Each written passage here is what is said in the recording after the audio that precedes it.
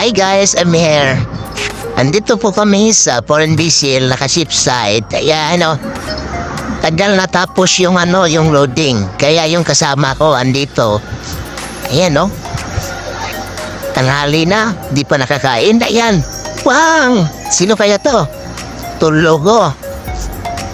Utang ina ko. Tulog pala. Nahanap na kapitan mo masaan. Hindi ito pala sa likuran. Tunggo. Ayan tulog. At na duty niya. Tinan niya naka-duty kasi nakatulog dito.